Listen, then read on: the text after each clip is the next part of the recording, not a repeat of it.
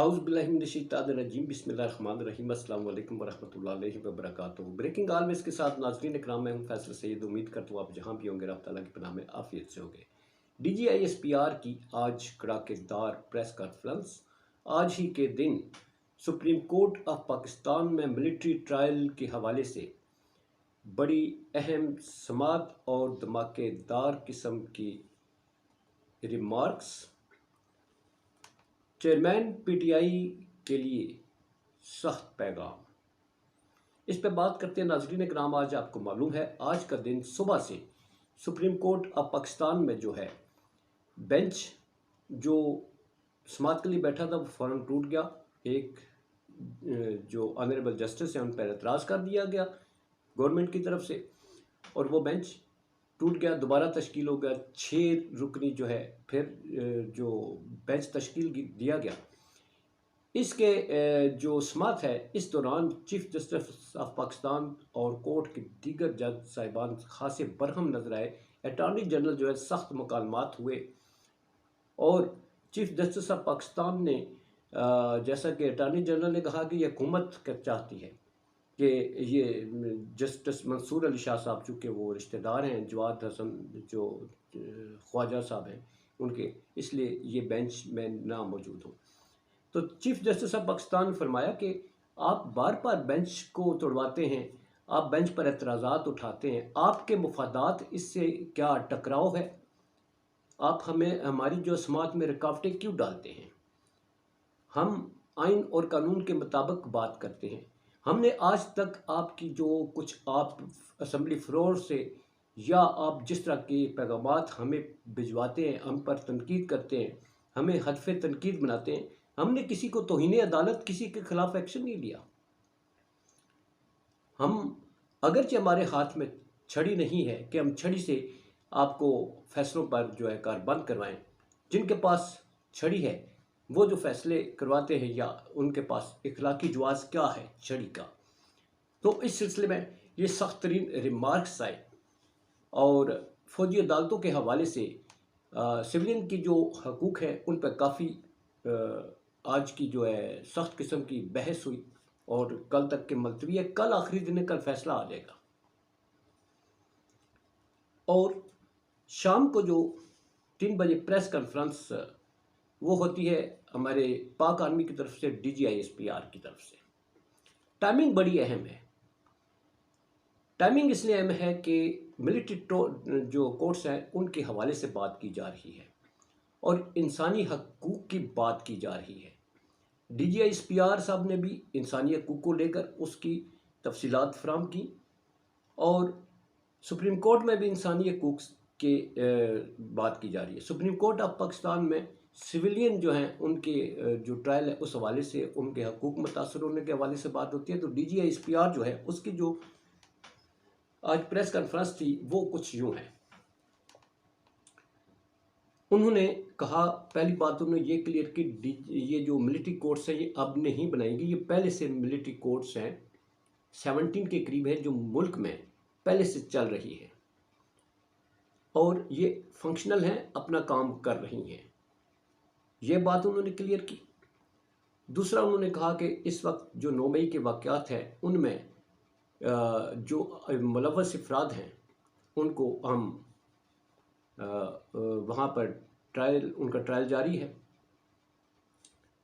ایک اور بات جو انہوں نے کلیئر کی جو سپریم کورٹ آف پاکستان میں چل رہی ہے کہ وہاں پر وکیل کا، اپیل کا، دلیل کا موقع نہیں دیا جاتا۔ D G I S P R صاحب نے آج یہ فرمایا کہ وہاں پر سویلین وکیل کی ایکسیس بھی ہے، آپ وہ بھی لے کے وہ آپ کا مقدمہ لڑ سکتا ہے۔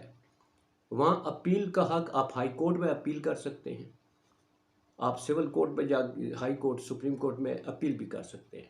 انہوں نے یہ بات بھی کلیئر کر دی ادھر، چونکہ یہی نکات جو ہے سپریم کورٹ آف پاکستان میں چل رہے ہیں تو انہوں نے یہاں آ کر یہ کلیئر کر دیا۔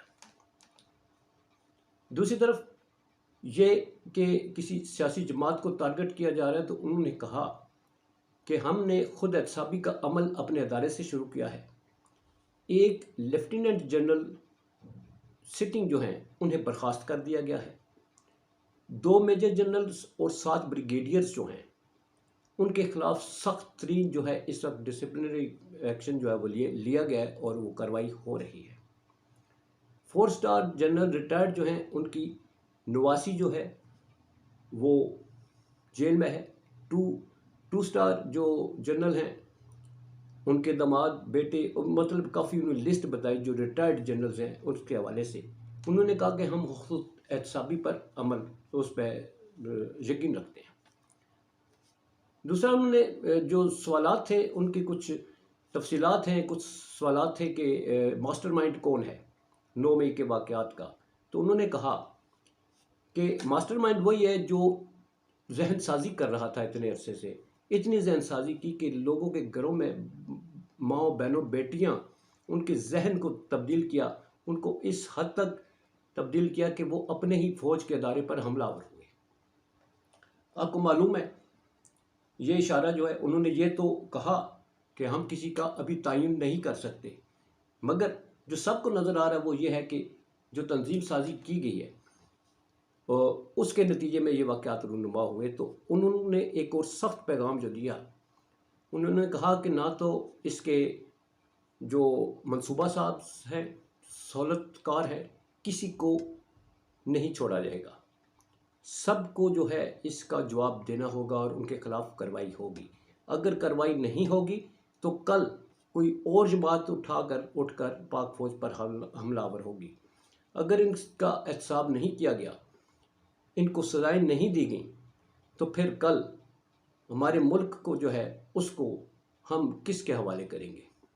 کیا ایسے حملہ آوروں کے حوالے کریں گے؟ تو ایک سیدھا پیغام یہ چیئرمین پی ٹی آئی کی طرف جاتا ہے، جس کا انہوں نے بار بار ذکر کیا کہ ایک مخصوص جماعت جو انسانی حقوق کی جو ہے وہ آڑ میں باہر کے ملکوں میں جا کر، وہاں کے سفارتخانوں میں جا کر انسانی حقوق کی خلاف ورزیوں کی آڑ میں پاکستان کی امداد رکواتے ہیں، پاکستان کے خلاف کارروائیاں کرواتے ہیں، تو ایسوں کو کسی صورت نہیں بخشا جائے گا۔ انہوں نے جماعت کا نام نہیں لیا بالکل بھی۔ صحافی جو سوال کر رہے تھے وہ صرف جواب دے رہے تھے۔ تو ناظرین، آج کی پریس کانفرنس اس حوالے سے بڑی اہم ہے کیونکہ سپریم کورٹ آف پاکستان کل فیصلہ کرنے جا رہی ہے ملٹری کورٹس کے حوالے سے کہ ٹرائل ہونا چاہیے یا نہیں ہونا چاہیے۔ اور اس جو ٹرائل کا سب سے بڑا حصہ ہے وہ عمران خان ہے، چیئرمین پی ٹی آئی، جس کے نتیجے میں جناب جسٹس عمر عطا بندیال صاحب سخت سٹینڈ لے چکے ہیں۔ ایک طرف جناب بیرسٹر اعتزاز احسن ہے، لطیف کھوسہ صاحب ہیں، یہ کیس لڑ رہے۔ جسٹس ریٹائرڈ جواد ایس خواجہ صاحب، بہت بڑے نام اور سینئر سٹیزنز، یہ درخواست لے کے گئے ہوئے، اور اس پر فیصلہ جو آنا ہے اس سے قبل آج کی پریس کانفرنس ان کو اگر جوڑیں تو ٹائمنگ بڑی امپارٹنٹ ہے۔ ناظرین، آنے والے دنوں میں مزید ٹینشن بڑھتی ہے، حالات کس وقت جاتے ہیں، مگر یہ صورتحال تشویشناک نظر آتی ہے۔ اللہ رحم کرے، رب تعالیٰ بہتری فرمائے، اپنا بہت سارا خیال رکھیے۔ آج D G S P R صاحب نے سب ایک بات ہے انہوں نے کلیئر کر دی، بڑے کھلے ذہن سے سوالوں کے جوابات دیے۔ اب اس کے نتائج کیا ہوتے ہیں آگے دیکھیے ہوتا ہے کیا۔ پاکستان زندہ باد، پاک افواج پائندہ باد۔